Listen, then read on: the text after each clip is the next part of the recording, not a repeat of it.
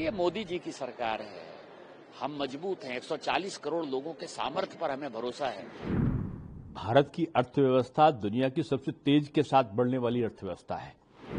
मोदी का दौर इस देश का बर्बादी, तबाही और आर्थिक कंगाली की ओर ले जाने वाला कदम दौर के रूप में याद रखें।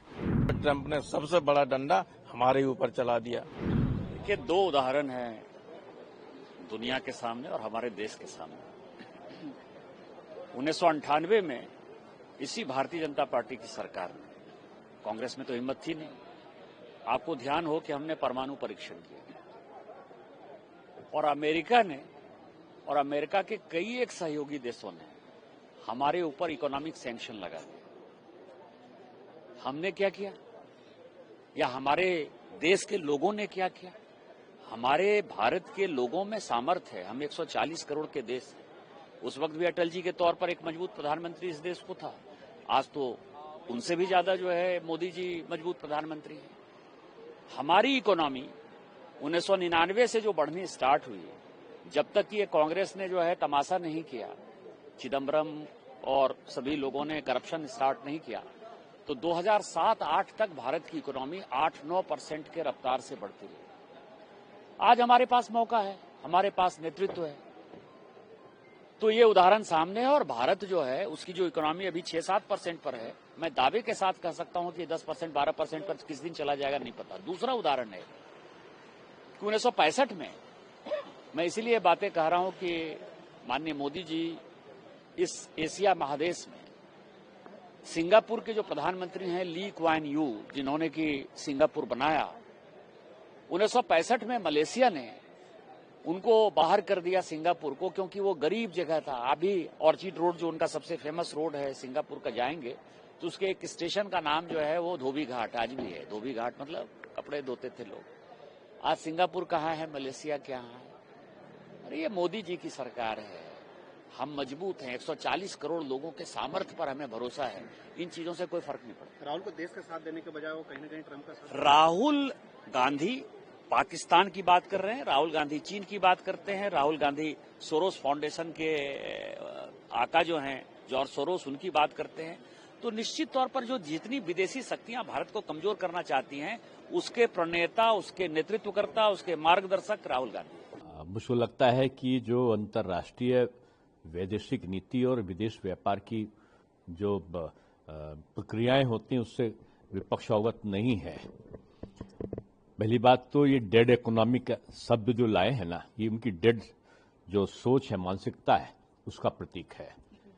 भारत की अर्थव्यवस्था दुनिया की सबसे तेज के साथ बढ़ने वाली अर्थव्यवस्था है और जो अमेरिका के द्वारा जो टैरिफ लगाने की बात आ रही है, अभी तो निगोशिएशन चल रहे हैं, अभी डिस्कशन चल रहा है।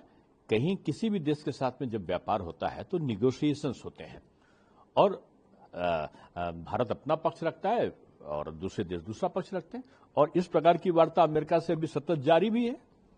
तो उसके पहले ही आप परिणाम देने लगे। और उसके पहले क्या हुआ कि भारत ने अभी यूके के साथ में ट्रेड एग्रीमेंट किया है, उसने यूरोपियन देशों के साथ ट्रेड एग्रीमेंट किया है, रशिया के साथ हमारा ट्रेड एग्रीमेंट है और बहुत सारे अन्य बड़े देश हैं जिनके साथ हमारा ट्रेड एग्रीमेंट है।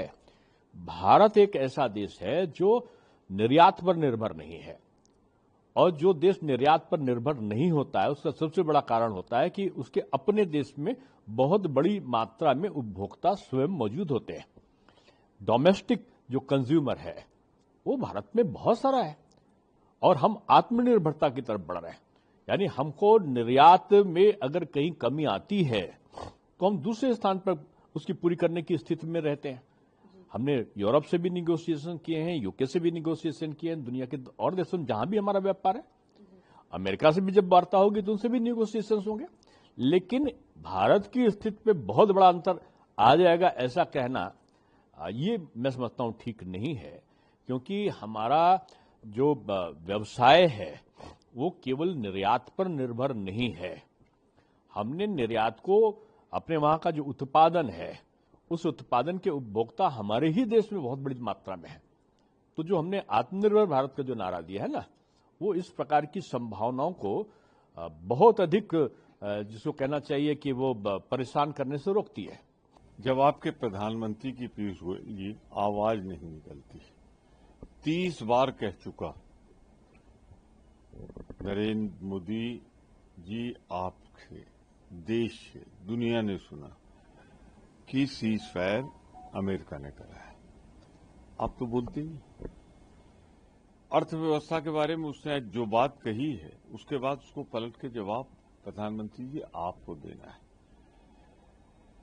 इतिहास का विद्यार्थी जब अर्थव्यवस्था के बारे में लौटेगा तो मोदी का शासनकाल, मोदी का दौर इस देश का बर्बादी, तबाही और आर्थिक कंगाली की ओर ले जाने वाला कदम, दौर के रूप में याद रखेगा। नोटबंदी हो, फिर उसके बाद जिस तरीके से लघु मध्यम उद्योग को समाप्त करके अपने 2-4 पूंजीपतियों के हाथों में हिंदुस्तान सौंप दिया, आने वाली पीढ़ियां कभी आपको इसके लिए माफ नहीं करेंगी। ये कुछ नहीं करेंगे प्रॉफेसर, अगर दबे हुए न होते। हिंदुस्तान माई फ्रेंड ट्रम्प करते ही रहे और ट्रम्प ने सबसे बड़ा डंडा हमारे ऊपर चला दिया।